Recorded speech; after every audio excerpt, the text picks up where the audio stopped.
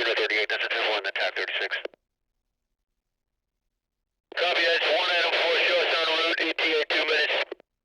Welcome back, ladies and gentlemen, to Running Code, where you, the viewer, get to know a little bit more about us, the men and women of the Newport News Police Department. Nice to see you, Melissa. How are you? It's good to see you. Yeah, I'm doing good. How are you? I'm doing splendidly, thank you. We have an outstanding guest today, I might add. We do. We have a pretty interesting guest out of the, what do we have, 4 chiefs?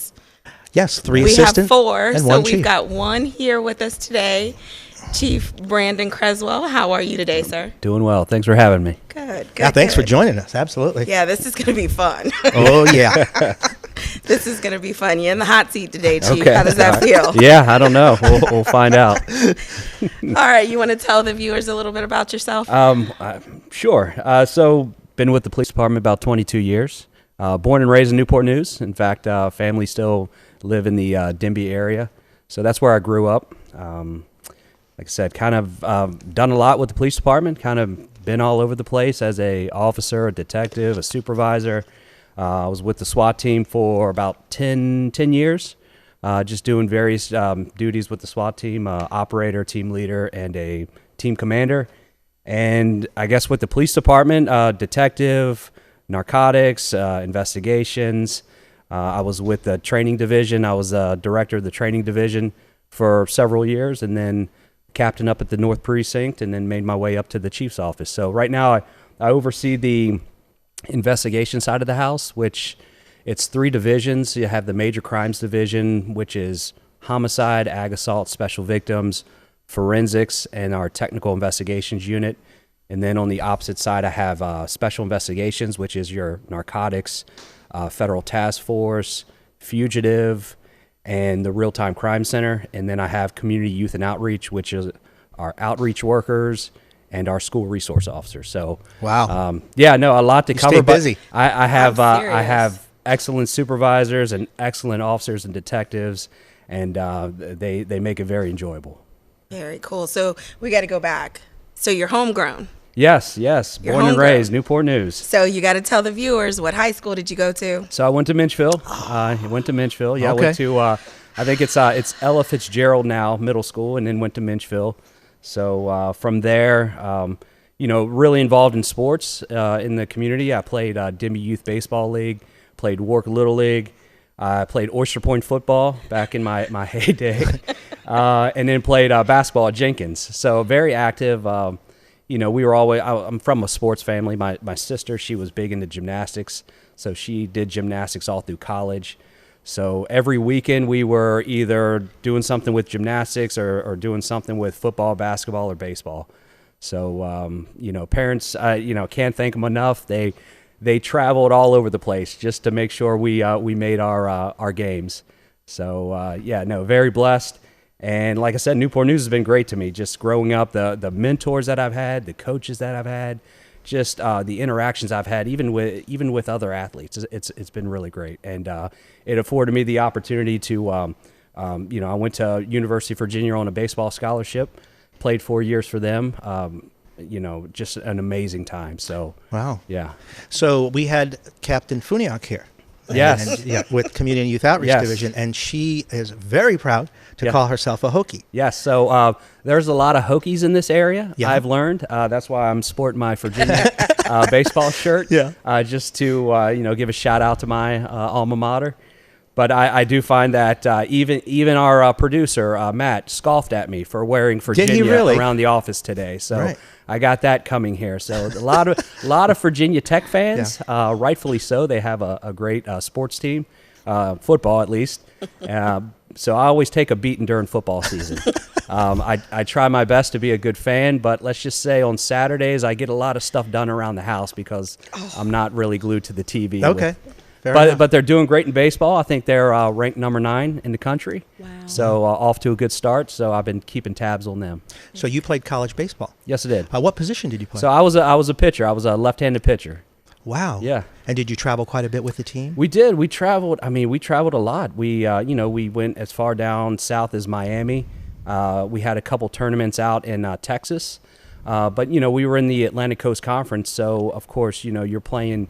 It's expanded. It wasn't as big as it is now, but we play in Carolina, South Carolina, Georgia, and Florida were our main trips when we would play away.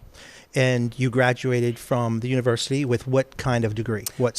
I had a government degree, and so of course everyone's like, why are you a police officer? You know, well, back then you're young. You know, I went to school. You know, great school. I had a great education. You know, of course I was focused on baseball, so I enjoyed that topic, and so you know, I kind of went in that direction. And then I was thinking, you know, who knows? Maybe I'll get a job with the State Department or something. So, you know, after baseball, I played a year of independent ball up in Pennsylvania. And then I kind of realized, you know, I think this is my limit. I'm not going any further. So I came back home looking for a job. And a buddy of mine told me, he said, hey, you know, I'm thinking about putting in for the police department. And I never really thought of it, but I was like, that'd be an exciting job. So I put in with them, and you know, I got picked up. He ended up going with Hampton. You know, shame on him, but yeah, that's another. Sorry, Hampton. Yes. No, but he's still with Hampton. He's been with Hampton for about 20-some years, and we still communicate, and we're really good friends. But yeah, I got a job with Newport News, and the rest is history. No regrets. No, I can tell you this. I've loved the job. I still love the job. It's something new every day. You know, I can tell you sometimes I'm doing stuff, and I'm like, God, I can't believe I'm getting paid to do this. Yeah, you know, especially some of the trainings we do and some of the people you interact with, and just it's I could not imagine doing anything else. I really couldn't. I think we feel the same, Melissa. I do. Yeah, sometimes I have to like literally pinch myself. I can't believe, like you said, we're getting paid to do this. Yeah. It's a love. It's a love. For this work. It is. It's a tough job, no doubt, but it's very rewarding at times, and I think that's what keeps me driven and it keeps me coming back. Yes. Now you're married? Yes. Children? Yes. Okay. I have 2 children, a 17-year-old and an 11-year-old, both boys. Wow. So my wife, we actually met in the police department. She was in the same academy as I was. Really? She was my toughest competition. So, of course, the ego in me, I was like, she can't beat me. She can't beat me. She can't beat me. So, no, we did a good job kind of pushing each other, and we developed a friendship in the academy. And of course, you know, as we started young in our profession, we grew to like each other, and of course, you know, we ended up getting married. She was with the department for about 3 years, and then she went on to she's had several other professions. She's a nurse, so she's very I guess well versed. She was an esthetician, a massage therapist, a police officer, a nurse, a nutrition coach. And now she's back nursing again, so she enjoys that. Talking about nutrition, I know that for you and your wife, fitness is a really big deal. It's really a lifelong commitment. Can you talk about that? Yeah, no. So she's always. I mean, and I have to. You know, just being growing up with sports, I've really been into just staying in shape and just being strong within yourself, so to speak. I think that has really just helped me. And I think the older I get, the more I'm focused on nutrition because. You take your food as your medicine, or else you're going to have to take your medicine as your food, so to speak. Wow, that's so. And my wife, she's really educated me because she went to school for that. She went to Arizona State University, and so she's well versed in that world where I kind of wasn't. When you're an athlete and you're playing constantly as a young kid, you can eat whatever you want and it stays off of you. And I remember that magical year. Do not say it. I think I was 29 years old, and I was like, man, this cheeseburger isn't coming off like it used to. And I started looking at my midsection. I was like, oh my goodness. So I was like, maybe I need to start paying attention here. So it was an eye opener once I kind of got out of the sports world and realized that I need to be a little more cautious on what I eat and maybe exercise a little more. So yeah, we are big. We love anything outdoors. We love anything that we could stay active in. Right. Yeah. So you said you've got 2 boys. Both of them sound like teenage age. So are you involved in their sports at all? Yes. So my 17-year-old, he's kind of he does his own thing, which good on him. He's into he's starting to get into weights now. I think he's got a girlfriend now, so he wants to start looking good. Well, that makes perfect sense. Yes. So hey, it all lines up. We get it. So I'm fine with that. My 11-year-old, he's into baseball, so my dad coaches him. And I try to help out when I can because, our schedules are kind of hectic. Right. So I told my dad, I said, look, I'll be out there when I can help you.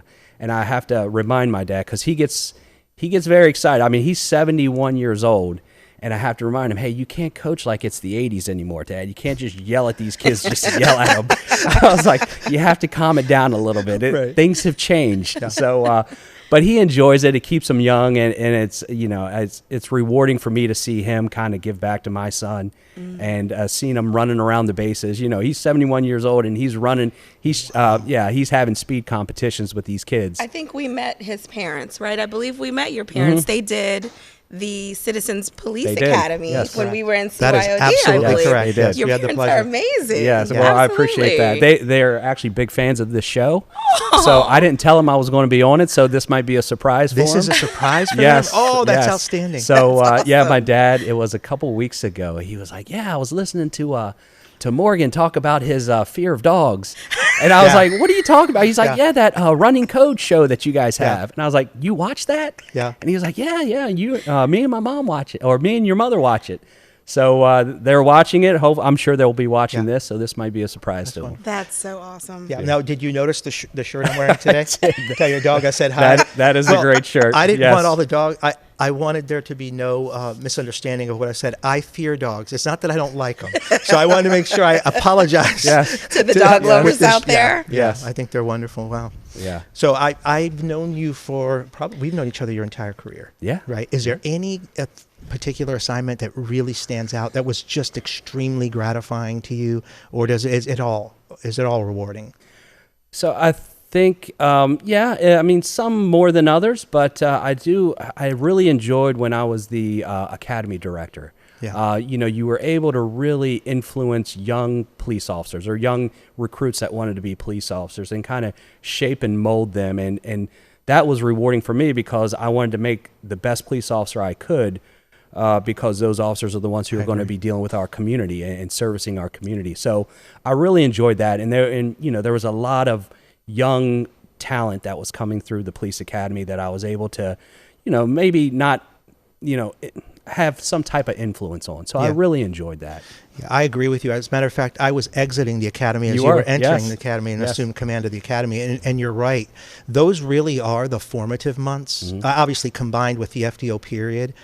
Field training officer period where they train directly one-on-one with somebody, sit in the car with them and so forth. Those are the formative years. Those where you really have the most influence on their career. You have an opportunity to create some of the best police officers. And the gratification from that, I agree with you. It's second to none. Yes. I mean, obviously, leadership is important in all three of our lives and careers, right? We're all about leadership. We want to develop those officers. But you have their undivided attention for 6 months in a police academy. Yes. So, yeah, great experience. No, and just because I remember the individuals who influenced and mentored me and took the time to teach me what I know today.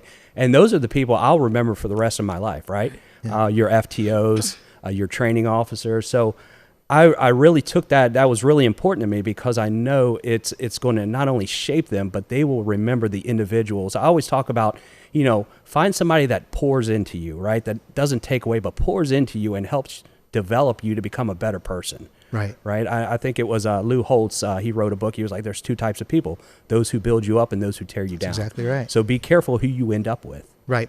And and they invest in us, right? Our mentors invest in us. So we should reciprocate with others. Absolutely. We should invest in others because that carries on. And if we all do that, that cycle's never broken. Yes. It continues on and we create some incredible leadership. No doubt. No doubt. And, you got to have the mindset. If you are about the organization is, train your replacement. Because one of these days, I'm occupying an office right now. One of these days, I'm not going to be there. Somebody else is going to step up and take my position. So, you train your replacement. You try to, I guess, you try to give that knowledge and experience to others so they can make the best decisions when they're in your position. Absolutely. So, yeah. Continuity. It creates that continuity, right? Absolutely. Wow. This is a great conversation. So I'm going to do it again. Okay. Okay. All right. So apparently there's some talk about a possible apology that needs to be made from the times when we were in CYOD. Yeah, drink it up because you're going to be talking for a minute.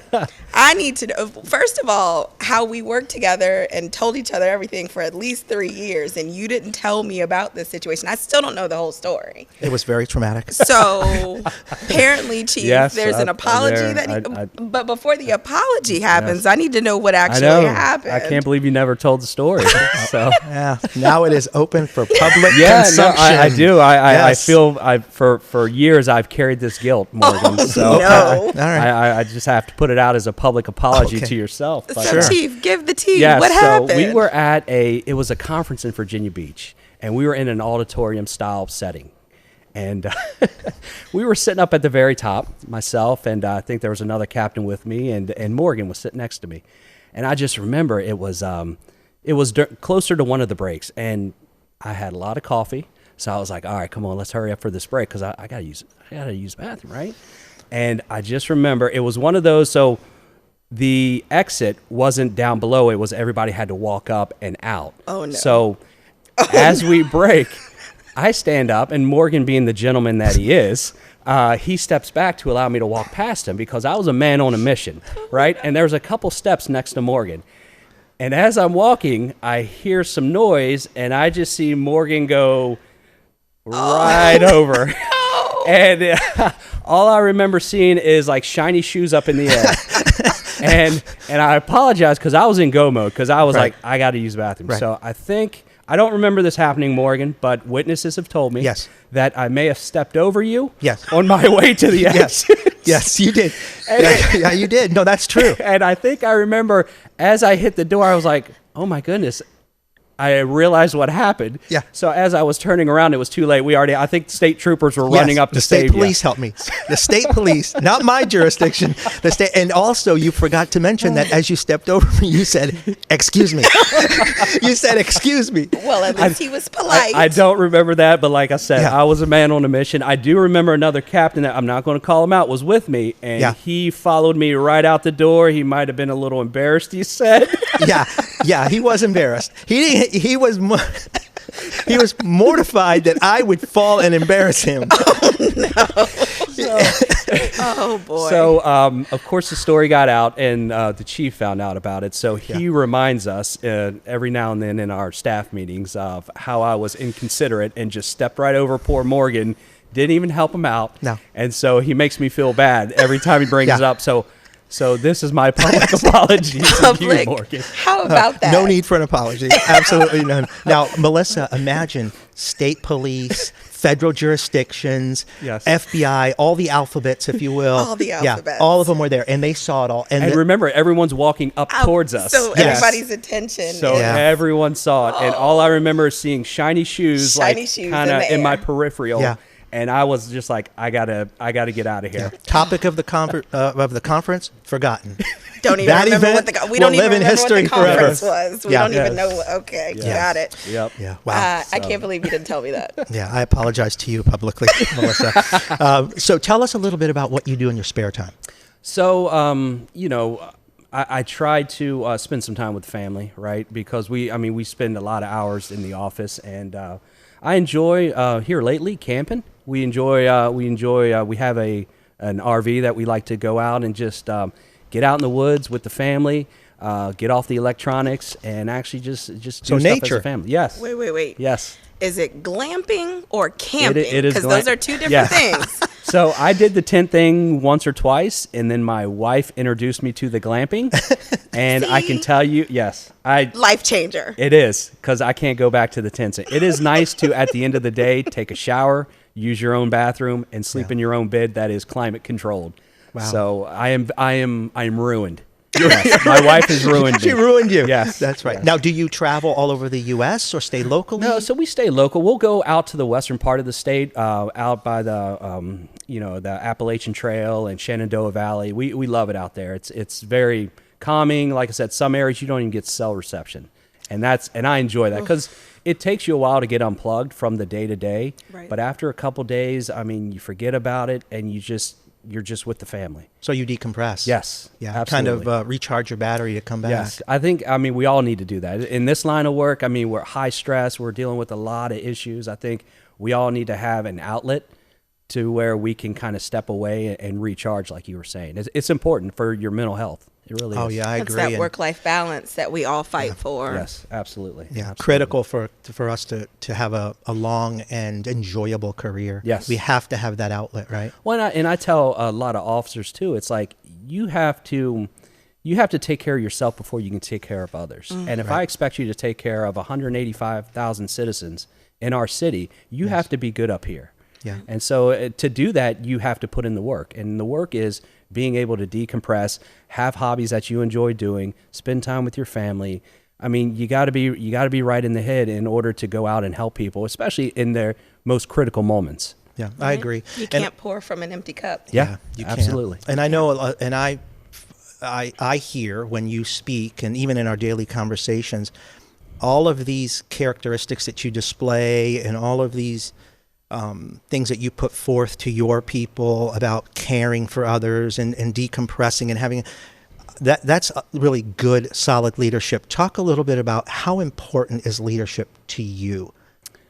Well, I mean, you know, there's a saying that says, you know, people will quit their boss before they quit their job, right? Right. And so I think it's critical. It's critical in our line of work. It's critical in having a healthy organization.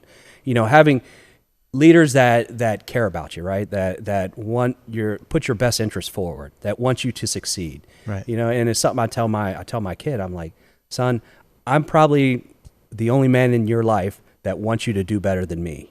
You know, but it's having that mentality, not just for your kids, but for the people that work for you, is wanting them to do better than you have done for yourself. Absolutely. You know, giving them the opportunities, giving them, if they want the mentorship, giving them what they need to be successful. And I tell our people constantly, it's, you guys are our best resource. I mean, all the equipment and the cars, and it's all nice to have, and all the technology. But if we don't have people operating those, people being out there dealing with the issues, I mean, all that stuff is a waste of money. So, you know, our people are our best resource, and, you know, you got to take care of them so they can take care of the customer, which is the 185,000 citizens that live in our city. Wow. Yeah. Wow, that's beautiful. I mean, that is what it is, and that's just good, solid leadership. Yeah. And we should all subscribe to that. You know, and I noticed that earlier you had mentioned Lou Holtz. Great book by him. Yeah. Great. He's got some great videos out. And I remembered on one occasion he talked about the dash. I don't know if you remember that. Mm-hmm. He talked about, you know, we live and then we die. And what matters is the dash. Yeah, and I think that's Absolutely. also critically important in our careers. Yes. No matter what we choose to do in whatever career you choose, what have you done for others? Yes. That's the dash. Mm-hmm. And that's so important. And we joke around a lot, but we all three take that very seriously. Yeah. Because like you said, one day we're not going to be here. Yeah. And we got to turn it over to someone else. Yeah, I agree with, you know, just to kind of hit on that, it's, that's the stuff you remember in this line of work. You know, we deal with arrests and we deal with some critical incidents, but the lives that you change in this job is what you remember. And I'll tell a quick story. John Marshall Elementary School. So I used to read to the kids there when I was in the academy because it's right close. So the Mayor's Book Club. Yep. So I used to do that, and I remember I went to this class, and it was the kids. I think they had like ADHD. You know, they had some learning difficulties, right? So it was a very rambunctious class, right? So I went in there, and the kids were great, and so I was reading to them, and I remember one female in the back just crying and screaming, and I was just thinking, okay, maybe, you know, she's having a tough day. Sure. And I remember them saying, no, she's crying because you're there. And I was like, oh my goodness. I mean, that was tough to hear because I was in uniform, and, you know, you don't do this line of work to scare people, right. Or at least I never did. So I was like, man, that was a tough pill to swallow. So I remember after that, I was like, okay, I'm going to keep going back. And I'm going to keep going back, and I'm going to keep reading to the same class, right? And every time I would go back, I would spend a little time with that girl, and I would give her like tickets. I would give her Slurpee tickets. I would give her the stickers that we have. But I wanted to build like a relationship, and I'll never forget. And it was towards the end of the school year, and I show up and she comes running to me and she gives me this big hug. And yeah, I'm like getting choked up about it now. Wow. But I'll never forget that. And it's funny too, because she had like a runny nose and she had snot all over my leg, and I didn't even care. I was like, and it was, to this day, I remember that was one of the best hugs I've ever gotten from somebody. And it was just like being able to change that life. Yes. Or to change that perspective, because we don't know, you never know what someone's going through or what someone's has dealt with. And obviously, she had a traumatic experience with a police officer. Yes. Whether it's her or her family. And so to be able to make that, I mean, that's a small change, right? But hopefully in that girl's life, it's a big change. Yeah. Right. And so to be able to do that, I mean, that I'll never forget that. I really won't. Yeah. Yeah. Wow. Yeah. Wow. We typically show up on people's worst day. Yeah. So when you get the opportunity to make a difference like that in somebody's life, you got to take it. Yeah. I mean, that's awesome. Like I said, it's the little things that at least for me, that keeps me coming back and keeps me driven to continue doing what we do. It's like somebody has to do it. Thank God people are willing to step up to do it. And that's why I tell the recruits that are willing to do the because we do sacrifice, right? We miss birthdays, we miss all kinds of family events because of our schedule. And it's like, thank you for doing what you're doing, because it's rewarding and it changes lives. It makes a difference. Yes, it truly absolutely. does. It truly matters. Mm-hmm. Matt, how are we doing? And by the way, Kelly unfortunately is feeling a little under the weather today, so we have our co-producer, Matt. How are you, Matt? I'm doing well, Captain. Are we good on time, my friend? Yeah, I think we're about ready. We can head into that rapid fire if you think Chief's ready for it. I think he's up for it, but one last thing. Chief, correct me if I'm wrong. Do you have chickens? Do you raise chickens? I do. You do? That is so random. Wait a minute. Yes. Oh, yeah. They're my wife's chickens, but really? I enjoy eating their eggs. So I do. We have a coop and everything. And I'll tell you a quick story. I know we're running. It's okay. We're good. So this is something, too. Has anybody ever wrestled a deer? No. Okay. So. Into the crock pot, maybe. So one morning I'm in my I'm getting my coffee, and I hear my neighbor's dogs just going crazy. And I'm like, what is going on? And our chicken run, we have kind of like a portable chicken fence to let them, that extends into the backyard. And I'm like, these dogs are making a lot of noise. And it's like 7 a.m. And I look and I see this, it's a deer. It had to be like maybe a teenage deer, because its antlers weren't that big, a couple inches. And it's tied up in my portable chicken fence, and it's jumping all over the backyard.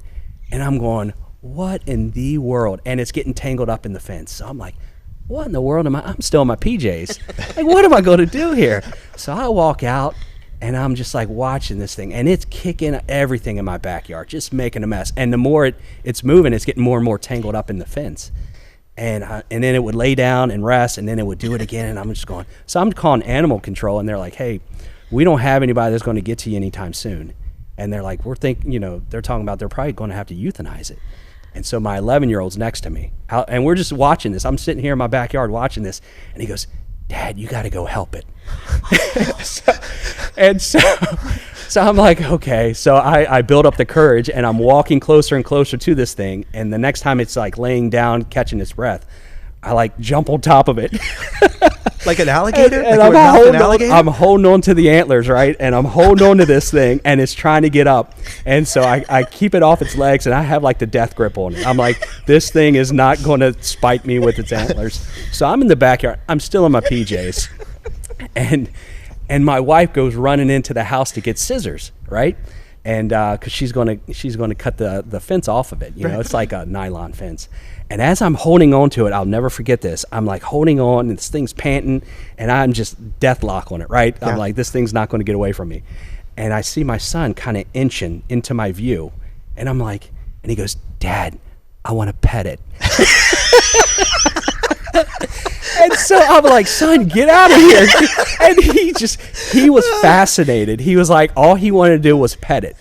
And so my wife comes running out with the scissors. I'm holding it down. She's cutting the fence around its neck and its antlers. And finally we get it freed. And I'm like, so I roll off of it as fast as I can, and it runs into the woods. I'm covered in mud. I'm still in my PJs. And I'm like, I'm like panting because, of course, now I'm just like, oh, I'm out of breath, you know. And I'm walking back into the house, and my son, he's just like, Dad, how'd it feel? So that was something that I never thought I'd ever end up having to do. And but I'm glad we didn't have to. I'm glad no one had to come out and euthanize it. And hopefully that deer is a full buck now and living a good life. Wow, so what a great story. Gosh. Deer wrestling. That's a new yes, one for the yeah, show. Yes, never thought it would happen to me. I wish there was a photo of that. And video is even better. Melissa, you want to start? Okay. Rapid fire. Here we go. Rapid fire. Favorite subject in high school? Ooh, math. Math. Yes. What? I enjoyed math. Math. Analytical mind? Yes. Like numbers, huh? I like solving problems. Oh, very good. Perfect for police work, if you will. There you go. Okay. Favorite pizza topping? Ooh, pizza topping. I like mushrooms. Oh, yeah. Yeah, not the canned ones. No. The fresh ones. Yes. We have standards. We do. We have standards. Absolutely. That's right. Yes. Okay. All right. Favorite season? Spring. Because baseball. Baseball. Yes. Okay. I thought you were going to say traveling or something. Nope. Baseball. Nope. Okay. The Sports. weather's getting warm. Baseball starting up. Yep. Wow. Type of movie: comedy, horror, action, or drama? Ooh, I'm a comedy guy. I think we get enough drama at work. Oh, so I need to come home and laugh. Yes. Very good. Yes. All right. All right. We're going to do this again. And I still don't have an answer, so don't throw it back to me. But if you could have one superpower for a day, what would your superpower be? Ooh, superpower. Wow. I think flying. I mean, what kid wouldn't love to fly around and just see it from a different view? Yeah. Who needs an airplane? I mean, yeah, Superman, right? You could fly around. Yeah. Yeah. Go anywhere you want. I think that's more than reasonable, actually. Yeah. So thanks very much for being here today. Thanks for Melissa having me. and I appreciate it. I had a good time. Thanks for coming. I'm glad to hear that. I know that, on a serious note, your commitment to the police department, and especially the people that you serve, the citizens, is extraordinary. I know you work long hours, especially as an assistant chief. You and the rest of the chiefs are going out in the middle of the night when bad things happen out there, supporting the officers in the field and the field commanders, and especially supporting the citizens who are out there that see some pretty horrific things, and the families of the victims and everything. So we're very thankful. I know Melissa and I are very thankful to have leadership like you and the others within our agency that really support the team. No, I couldn't do it, and I'll give a shout out here. I couldn't do it. I have an amazing family. My wife and kids, they're understanding. Now, every now and then I get kicked out of the bed and onto the couch when my phone rings too much. But for the most part, I mean, she understands, and I think it helped that she kind of did the work as well. So there's no way, and I think a lot of us could say the same thing, that you can't do it without a good support system, without a good family, without people that understand what you deal with day in and day out. So there's no way I would be where I'm at today without my family and without my parents supporting me.